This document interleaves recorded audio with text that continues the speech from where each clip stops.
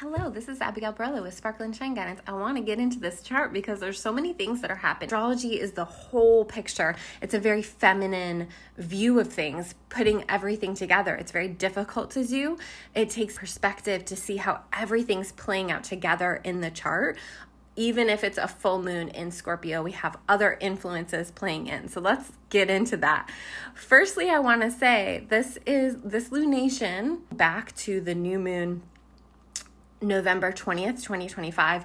What were you working through then? What were you journaling about then? Where were you then? What were your intentions? What's coming to fruition? It's a flower full moon. We're in spring. How far have you come?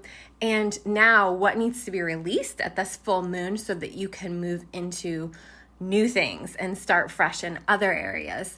This is specifically true because this water trine with Jupiter in Cancer in its last little bit, we're going to be moving into a whole new era with that. So it's bringing up some deep emotions, likely, because both Cancer and Scorpio are water signs, and they really bring in that mama energy and that grandma energy of what needs to be released and alchemized and transmuted so that you can thrive.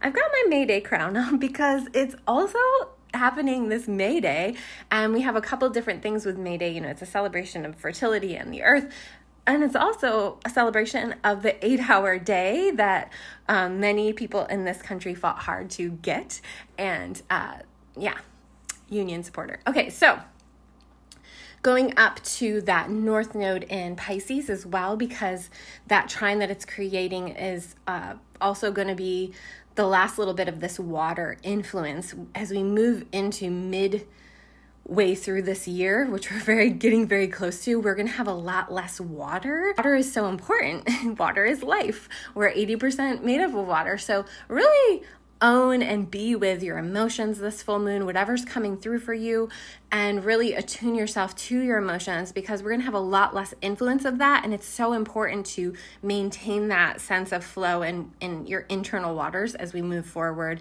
into a lot of fire and air. So that being said, this full moon is, again, about alchemy, about transmutation. It's about awareness. And then we look up to all that Aries energy, and the traditional ruler of Scorpio is Mars, and Mars is in Aries. We have all that Aries creating a lot of fire, a lot of feelings, a lot of quick flares of anger, rage, and there's some deeper things with that rage that are coming through and forward to be alchemized and transmuted through the water, through your tears, through being near water, through getting your chi flowing, getting your blood pumping, working out, doing something like that that's healthy. Those healthy pathways need to be opened up so that it doesn't become unhealthy. And that's very likely to happen with some people at this full moon. So keep that in mind and staying out of people's ways that aren't dealing well with their emotions or with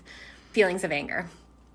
So there's a lot of Martian energy. It's very interesting because we started this cycle with the new moon in Aries, and the full moon is in Scorpio. As that sometimes happens, even though that's not the polarity that we're working with the polarity of Taurus, Scorpio.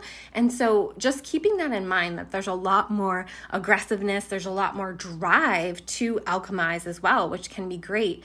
But we also want to lean into a bit of that Taurus sensory soothing at this full moon. A Venus retrograde in Scorpio. So this full moon is kind of like an initiation to some degree of what you can alchemize and be with, so that Venus retrograde in October of 2026 isn't as intense. Okay. So this place where we're having this full moon is very close to where that Venus retrograde is going to start for us. So be with your emotions, reach out if you want to get your whole chart done, and be with the energy of this full moon. Take care.